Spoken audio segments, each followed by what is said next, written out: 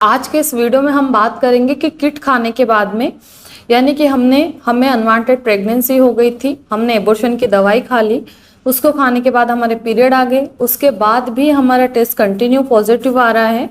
तो ये कितने दिन तक पॉजिटिव आता है और हमें कितना इंतजार करना चाहिए, और अगर ये कंटिन्यू पॉजिटिव आता है तो फिर ऐसी कंडीशन में हमको क्या स्टेप उठाना चाहिए, इसी के बारे में वीडियो में विस्तार से जानेंगे। तो वीडियो को पूरा देखें। अगर आप मेरे चैनल पर पहली बार आए तो चैनल को जरूर से सब्सक्राइब करें, वीडियो को लाइक करें, ज़्यादा से ज़्यादा लोगों में शेयर करें। तो हम बात करते हैं कि कोई भी महिला एबॉर्शन की जो दवाइयाँ रहती है, यानी कि अनवांटेड किट, मिफीजेस्ट किट, या जिसमें 5 गोलियां रहती है, मिफीप्रिस्टोन और मिसोप्रोस्टल की, ये कब लेती है? तो ये जब भी एक महिला को अनवांटेड प्रेगनेंसी हो जाती है या महिला ने अनचाहा गर्भधारण कर लिया है, तो उसको रिमूव करने के लिए या आसानी से हटाने के लिए इन दवाइयों का इस्तेमाल किया जाता है। अब जैसे कि आपने वो दवाई जैसे भी आपके डॉक्टर ने आपको गाइड किया था उस तरह से यूज़ तो कर ली। यूज़ करने के बाद में आपके पीरियड भी आ गए, पीरियड अब बहुत अच्छी ब्लीडिंग हुई, बड़े बड़े क्लोट पास हो गए। अब वो क्लोट आपको पास होंगे या नहीं होंगे वो आपकी प्रेगनेंसी के टाइम पर डिपेंड करता है।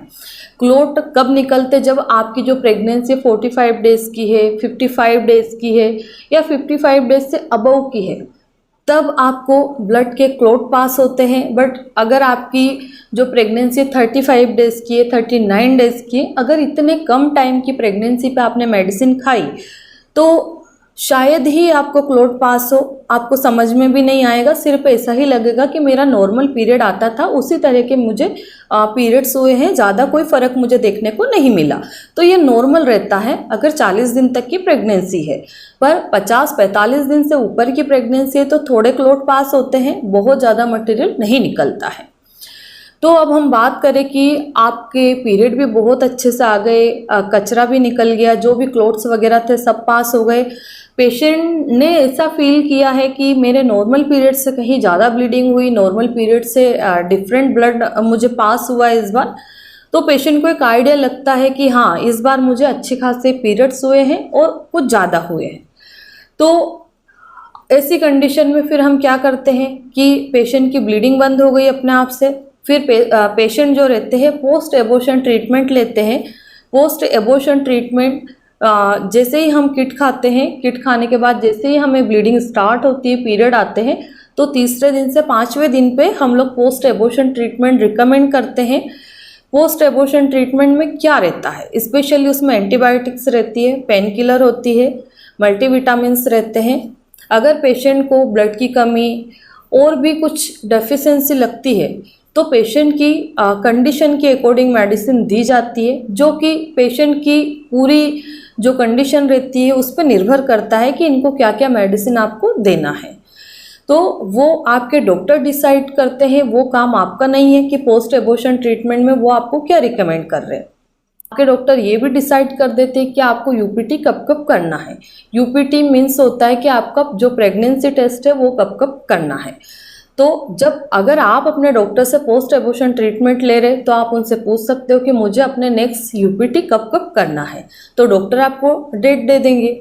और अगर आपके डॉक्टर ये बोलते हैं कि आपको यूपीटी करने से पहले आपको अल्ट्रासाउंड करवाना है, तो फिर ऐसे केस में अल्ट्रासाउंड हो जाती है, तो उससे तो 100% क्लियर हो जाता है कि आपका जो एबॉर्शन है वो पूरी तरह से कंप्लीट हुआ है या नहीं हुआ है। पर जो लोग अल्ट्रासाउंड नहीं करवा सकते हैं, बहुत सारे कारण रहते हैं, जॉइंट फैमिली में बार बार हॉस्पिटल नहीं जा सकते हैं, या फिर हम गांव में रहते हैं, बहुत दूर हमारा अल्ट्रासाउंड सेंटर है, बार बार हम विजिट नहीं कर सकते, बहुत प्रॉब्लम होती है। इस तरह की कई सारी प्रॉब्लम रहती है पेशेंट के साथ में, तो वो नहीं जा सकते बार बार डॉक्टर के पास में। तो फिर वो यही सोचते कि मैडम हम एक आइडिया तो लगा सकते हैं मिनिमम कि हमारा प्रेगनेंसी टेस्ट नेगेटिव कब आएगा। तो जब हम किट खाते हैं तो किट खाने के 20 दिन के बाद हमारा टेस्ट नेगेटिव आता है। पर जब हम पहला टेस्ट करते हैं तो उसमें हमें एक लाइन तो डार्क, दूसरी लाइट दिखती है, मतलब 50% का फर्क दिखता है। अगर आप अपनी जो ब्लीडिंग बंद होती है, ब्लीडिंग बंद होने के एक हफ्ते बाद आप प्रेगनेंसी टेस्ट करते हैं, तो मान लीजिए कि आप वो टेस्ट किट खाने के 12 दिन या 15वें दिन पे कर रहे हैं, क्योंकि जब हमारा किट खाते हैं तो 7 दिन 8 दिन तक तो पीरियड चलता है। अब ब्लीडिंग बंद होने के 1 वीक बाद हम टेस्ट करते हैं तो तकरीबन 14 दिन या 15 दिन पे बात पहुंच जाती है। तो अगर आप किट खा के 15वें दिन पे टेस्ट करते हैं तो उसमें 50% से ज़्यादा फर्क दिखना चाहिए। पर अगर किट खा के 15वें दिन पे आपने टेस्ट किया है और उसकी लाइनें बिल्कुल क्लियर पॉजिटिव आ रही है, तो ऐसे में कोशिश हो तो आपको अल्ट्रासाउंड करवाना है और डॉक्टर से मिलना है।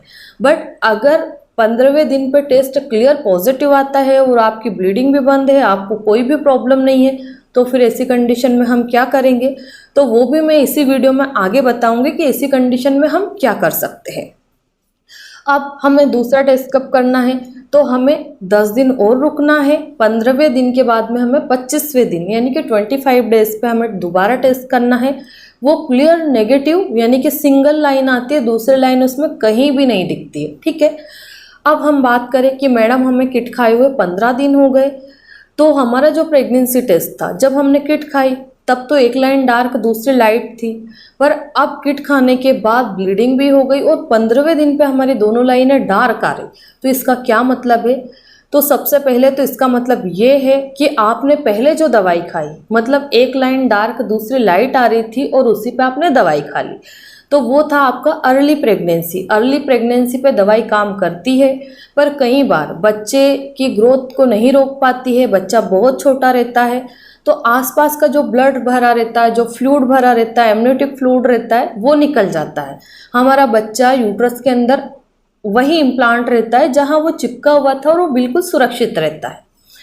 तो अगर 15वें दिन पे दोनों लाइनें डार्क आ रही, इसका मतलब कि आपकी जो प्रेगनेंसी है वो हटी नहीं है, वो कंटिन्यू हो रही है, बच्चे की ग्रोथ प्रॉपर हो रही है। तो ऐसी कंडीशन में आपको डॉक्टर से एडवाइस तो लेनी ही चाहिए। अगर आप अपने नियरेस्ट डॉक्टर से कंसल्ट नहीं कर पाते तो मेरी भी प्राइवेट कंसल्टेशन अवेलेबल है, अपॉइंटमेंट बुक करके आप मुझसे बात कर सकते हैं।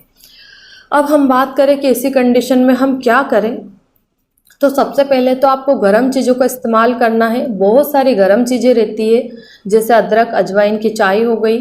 मेरा काढ़े का वीडियो है जिसको आप देख करके बना सकते हो, ब्लैक टी या काढ़ा जिसको हम लोग बोलते हैं। उसमें अदरक, लौंग, इलायची, हल्दी, गुड़, बहुत सारी चीज़ें डाल करके बनाई जाती है, जो कि स्पेशली हम जब किसी भी महिला की डिलीवरी होती है, चाहे नॉर्मल हो सिजेरियन हो, उसके बाद में देते हैं उसको। तो उससे क्या रहता है कि जो भी अंदर कचरा है, गंदगी है, वो निकल जाए, पेट साफ हो जाए और अंदर की जो नसें, जो आंतड़े फूले हुए रहते हैं, वो गर्मी के कारण दब जाए और पेट बढ़े ना, यानी कि पेड़ों का एरिया बढ़े ना। तो आपको सुबह शाम उसको पीना चाहिए, काढ़े को। दूसरी बात, आप हल्दी का दूध ले सकते हैं, पपीता, पाइनएप्पल, करेले की सब्जी, ये सब गर्म चीज़ें रहती है जो कि हमारी प्रेगनेंसी के लिए अच्छी नहीं रहती है। और जब हमें प्रेगनेंसी कंटिन्यू करना है या हम प्रेगनेंसी प्लान कर रहे हैं तो हम ये सारी चीज़ें बंद करवा देते हैं। तो आपको ये सारी चीज़ें करना है और साथ में आपको फिर से नया किट यानी कि एमटीपी किट खरीदना है और फिर उसको इस्तेमाल करना है। वो कैसे यूज़ करना है वो आपके डॉक्टर बताएंगे, उस तरह से आप उसका इस्तेमाल कर सकते हैं। यानी कि दोबारा से किट रिपीट करना है। दोबारा से किट रिपीट करने का ये फ़ायदा रहेगा आपको कि आपका जो भी कचरा है, जो प्रेगनेंसी का मटेरियल बचा हुआ है, रिटर्न प्रोडक्ट हम उसको कह सकते हैं, या आपकी जो प्रेगनेंसी कंटिन्यू हो रही थी, दोबारा किट रिपीट करने से आपकी जो प्रेगनेंसी है वो हट भी जाएगी और 10 दिन बाद आपका प्रेगनेंसी टेस्ट नेगेटिव आ भी जाएगा। तो इस तरह से जो किट खाने के बाद टेस्ट पॉजिटिव आता है, उससे हम इस तरह से बच सकते हैं।